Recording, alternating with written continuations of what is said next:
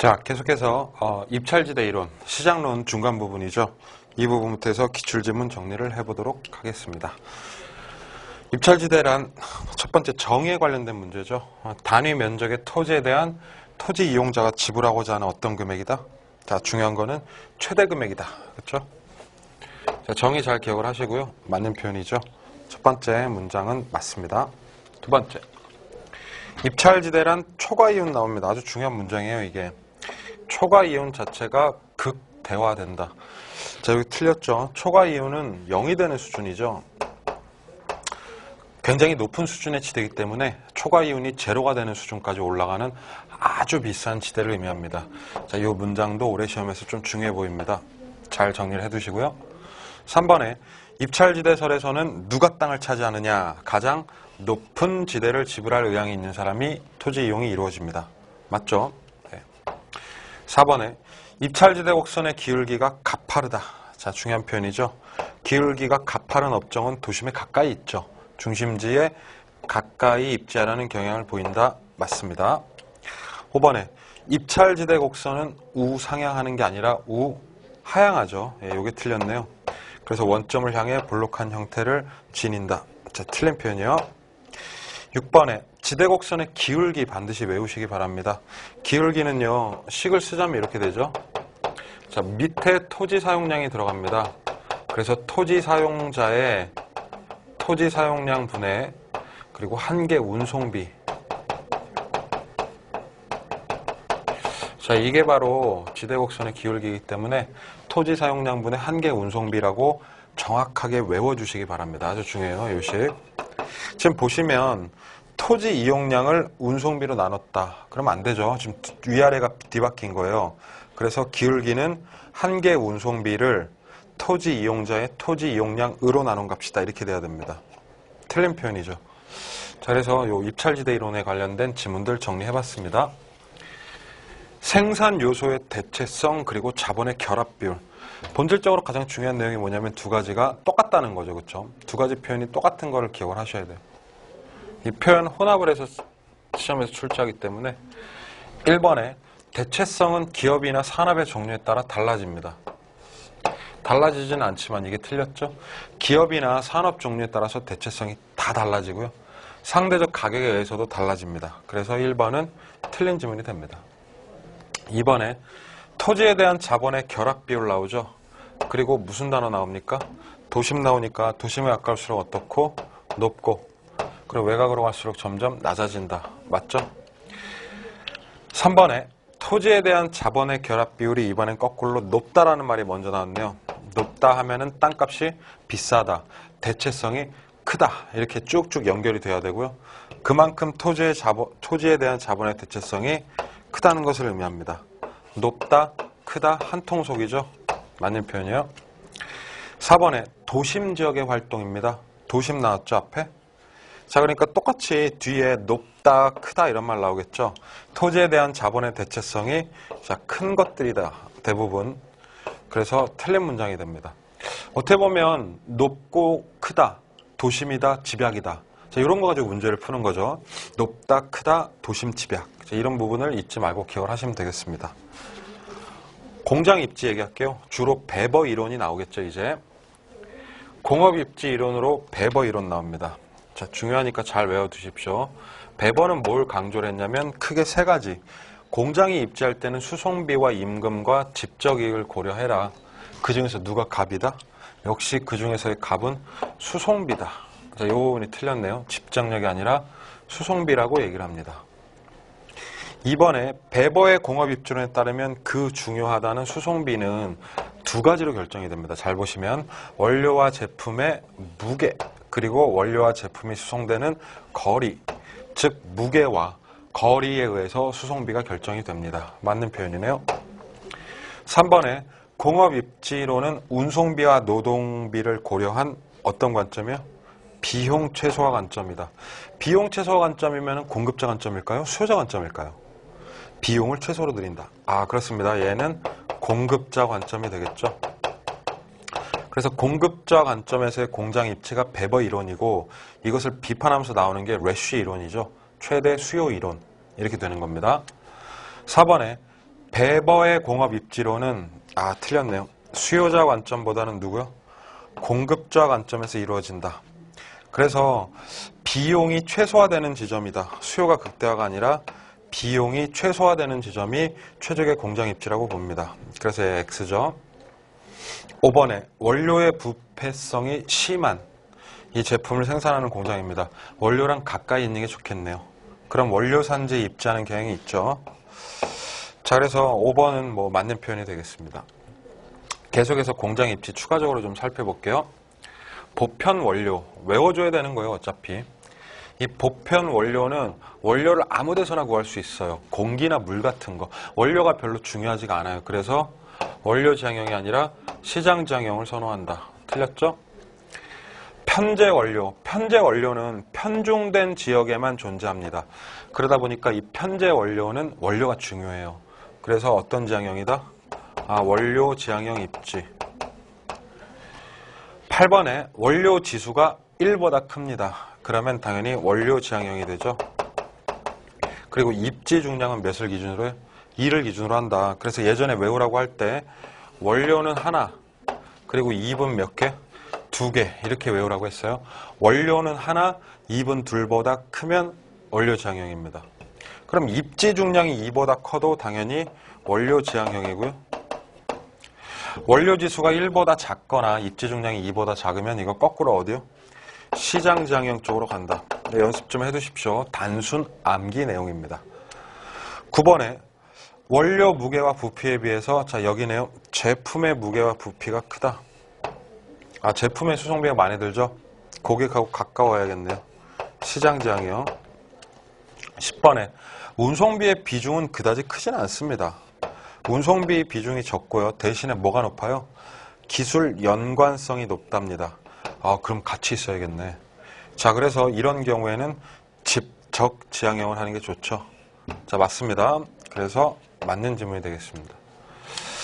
공업 입지까지 살펴봤고요. 그 다음에 이제 상권 이론들이 계속해서 나오죠. 이 상권 이론들에 대해서 기초적인 내용부터 출발을 해보겠습니다. 1번에 과거에 나왔던 기출 문제죠. 고객 밀도와 인구 밀도. 자, 뭐가 중요하냐면 일단 밑줄 쳐놓고 볼까요? 사람은 좀 적어도 돼요. 그 지역에. 인구가 좀 적어도 되는데 그 적은 사람들이 알짜같이 나한테 와야 될 거 아니에요. 거꾸로 됐어요. 그러니까. 그래서 인구 밀도가 낮더라도 사람이 많지 않더라도 내 진성 고객 밀도가 높으면 좋은 상권이죠.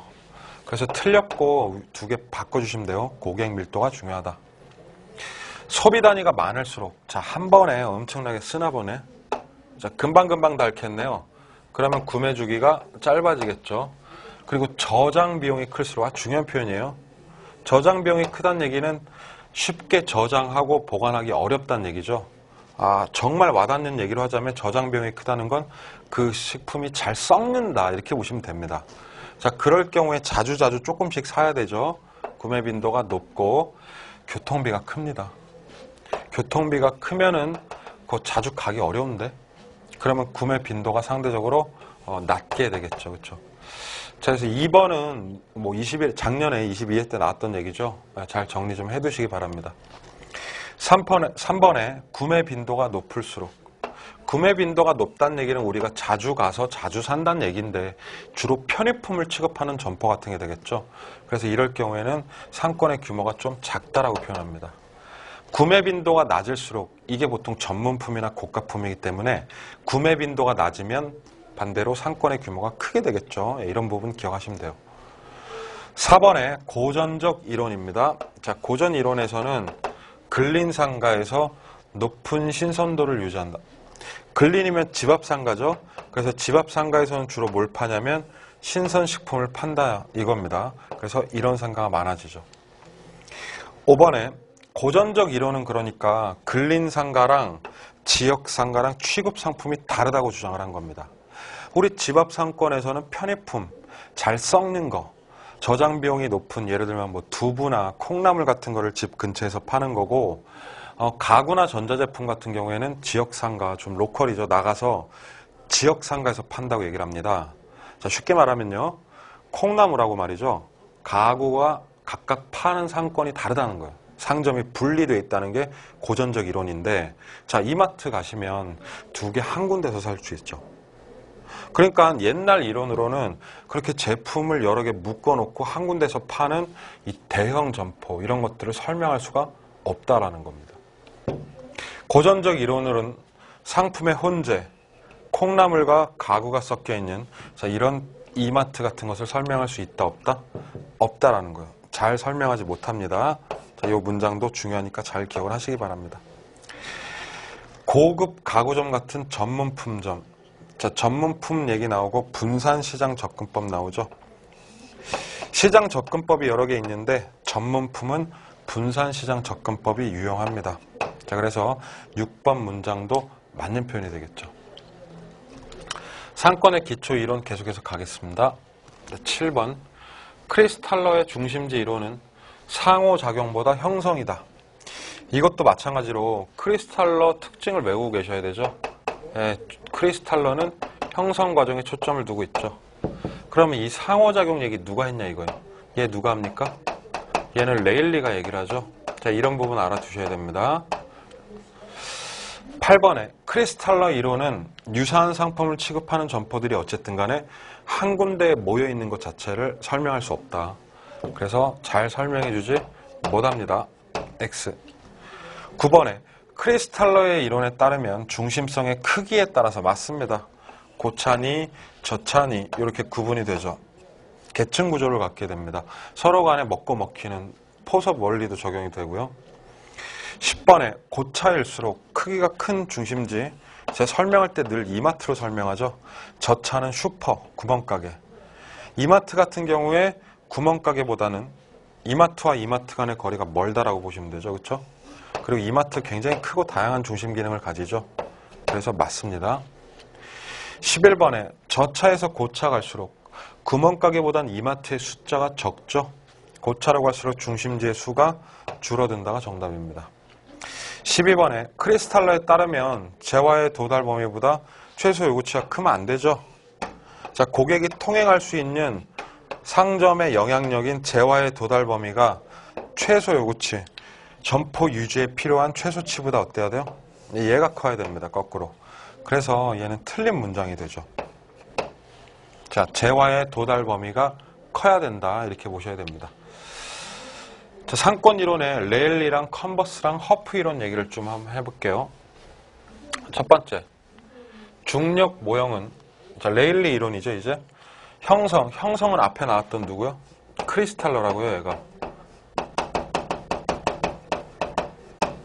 이 크리스탈러 이론보다는 상호작용, 그쵸? 형성을 얘기하는 게 아니라 상호작용에 초점을 두고 있다. 고객을 끌어당기는 유인력을 얘기를 하죠. 맞습니다. 2번에 레일리와 컨버스 이론 자체가 도시 단위 이론이죠. A 도시니 B 도시니. 그래서 얘가 도시가 들어가야 되고, 허프는 도시 단위가 아니라 그 도시 안에 특정 점포로 갈 확률입니다. 그래서 이 도시 단위가 아니라 이것이 소매상권 단위다. 이렇게 보셔야 돼요. 그럼 2번도 틀린 문장입니다. 3번에 레일리의 법칙에 따르면 상거래 흡인력은 인구의 뭐예요? 인구에 비례하고 도시의 거리 제곱에 반비례하죠. 자, 틀렸죠? 그래서 얘 틀린 문장이고 이 문장은 굉장히 중요합니다. 그대로 외워두시는 게 좋죠? 크기의 비례, 거리 제곱의 반비례, 거제반 이렇게 외우세요. 레일리는 거제반이다. 4번에 레일리에 따르면 두 도시가 미치는 영향력의 크기는 두 도시의 크기, 방금 전에 얘기했네. 크기에 반비례한다가 아니라 비례하여 배분되죠. 그래서 얘가 틀린 기출문제가 되겠습니다. 5번에 자, 두 도시의 구매 영향력이 같은 분기점의 위치를 구한다. 분기점 모형이죠. 누구예요? 레일리가 아니라 컨버스의 분기점 모형에 따르면 이렇게 됩니다. 그래서 5번은 틀린 문장이 됩니다. 자, 계속해서 레일리 컨버스 얘기 할게요. 6번. 자, 누가 누구를 수정했냐는 얘기인데 레일리가 컨버스를 수정했어요? 컨버스가 레일리를 수정했어요. 컨버스 이론이 나중에 나왔죠. 그래서 컨버스는 누구를? 레일리를 수정 보완한 거예요. 자, 이런 순서를 물어보기도 하니까 이 순서 잘 기억을 하시기 바랍니다. 그래서 거꾸로 됐죠? 네, 컨버스는 이렇게 나가줘야 되고 두 도시에 입지하는 소매시설 상권의 경계 지점을 확인할 수 있도록 누구의? 레일리의 소매 중력 모형을 수정했다 이렇게 가야 됩니다. 틀렸네요. 6번 질문. 7번에 레일리 법칙에 의하면 X 도시가 큽니다. 자, X 도시가 크다면 상권의 경계는 도시 규모가 큰 쪽이 작은 쪽이에요. 자, 이거 외워야 돼요. 레일리에 의하면 규모가 작은 쪽입니다. 그래서 상권의 경계는 작은 도시 쪽, 즉 어디예요? Y 도시 쪽에 보다 가깝게 결정이 됩니다. 잘 기억을 하시고 8번에 허프에 따르면 적당한 거리에 고차원 중심지가 있잖아요. 그러면 고차원 중심지로 간다가 허프 이론이죠. 그래서 인근의 저차원 중심지를 선택할 가능성이 작아집니다. 그냥 지나칠 수 있다 이렇게 얘기를 하죠. 그래서 8번 틀린 얘기고 9번에 허프 모형에 따르면 말이죠. 소비자가 특정 점포를 이용할 확률은 점포의 수, 점포와의 거리, 면적에 의해서 결정이 됩니다. 아주 정확히 설명된 내용이죠. 10번에 허프의 확률 모형으로 뭘 구할 수 있다? 시장 점유율을 추산할 수 있습니다. 맞는 지문이죠. 상권 이론에 대해서 기초적으로 살펴보셨고요. 자, 이제 상점 입지 유형별 점포 얘기를 하겠습니다. 뭐 굉장히 쉬운 내용들이에요. 이 부분은 틀리시면 안 되는 기초적인 내용들이다. 1번에 편의점 세탁소 밑줄 칠게요. 자, 산재성이죠. 흩어져 있어야 됩니다. 그리고 가구점 공구상은 집재성이고 모여 있어야 되죠. 그러니까 편의점과 같은 업종들은 흩어져야 돼요. 한 곳에 모여 있는 게 아니라 흩어지는 경향이 있죠. 이 부분이 틀린 거예요. 그래서 1번은 X 기출문제죠. 2번에 백화점, 고급 음식점, 대형 서점 다 어디 있어요? 도심에 있는 것들이죠. 자, 집 재성이 아니라 집 심성 점포라고 고치셔야 됩니다. 틀렸고 3번에 같은 업종이 서로 모여 입지한다. 모여 있어야 되는 건 집 재성이네요. 틀렸죠? 네. 4번에 구매 노력과 비용에 자, 요거 중요합니다. 크게 구애받지 않고 그냥 막 산다는 얘기네. 돈 좀 있나 보네요. 별로 노력과 비용에 크게 구애받지 않고 본인이 원하면 본인 취미나 기호에 맞게 산다는 얘기예요. 여기 나와 있죠? 이런 단어. 자, 이게 바로 뭐예요? 이것이 바로 전문품점에 대한 얘기입니다. 전문품은 이런 표현, 저런 표현 나온다는 거 잘 정리해 두시고요. 5번에 여러 상점들을 꼼꼼하게 상호 뭐한다? 비교 구매합니다. 끝났네요. 그러면 선매품이죠. 이렇게 찍으시면 됩니다. 동일 업종의 점포끼리 어디에 모여 있어요? 국부적 중심지. 도심을 떠나서 얼망졸망 모여 있죠. 이심적 집재성이다 이렇게도 얘기합니다. 도심을 떠나서 모여 있는 거기 때문에 국부적 집중성 점포가 됩니다. 틀렸어요. 자, 쉬운 내용이죠. 반복해서 지문 잘 보시고 기초 정리해 두시기 바랍니다. 자, 도시 내부 구조 이론 얘기를 해볼게요. 버제스 얘기, 호이트 얘기, 해리스 얘기 나오겠죠. 버제스의 동심원 이론은 자, 어떤 대학? 시카고. 그리고 어떤 학파요? 시카고 학파를 중심으로 발전합니다. 맞죠? 2번에 버제스 이론으로는 공간구조 형성을 어떻게 해요? 침입, 경쟁, 천위, 토지 이용 활동들이 서로 끊임없이 침범하고 바꿔나가고 경쟁한다. 도시를 경쟁의 산물로 봤죠? 맞습니다. 그래서 버제스 이론을 도시 생태학적 관점이다 이렇게 얘기를 하죠. 공간구조를 마치 도시를 살아있는 생물 취급한 그런 관점입니다. 맞는 질문. 4번에 버제스의 이론은 거주지 분화 현상의 연구를 통해서 도시의 팽창.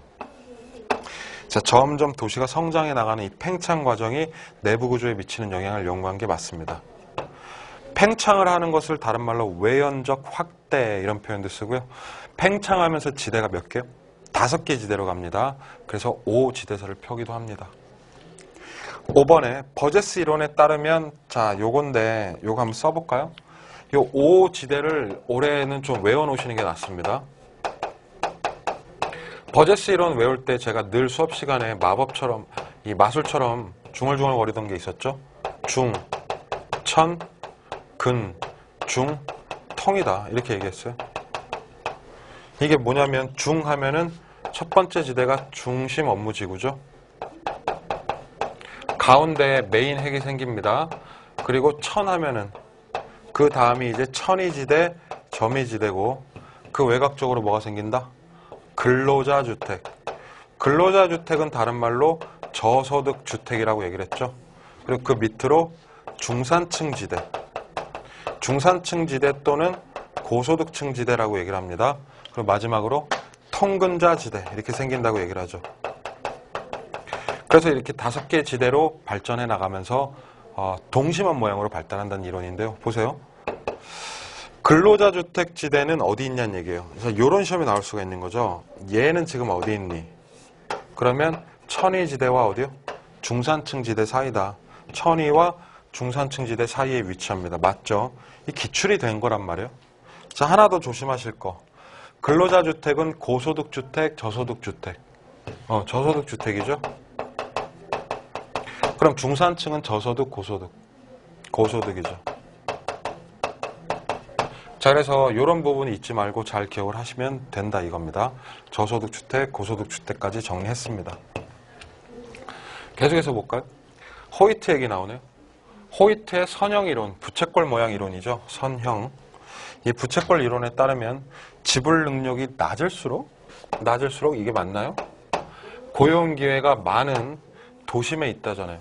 그리고 어떤 지역에 접근성이 양호한 지역. 여기 들어가려면 돈 많아야 되죠. 그러니까 지불 능력이 낮을수록이 아니라 높을수록이다. 그래서 이게 틀린 문장이고 호이트 이론에서 매우 유명한 문장이죠. 7번에 마찰비용 이론.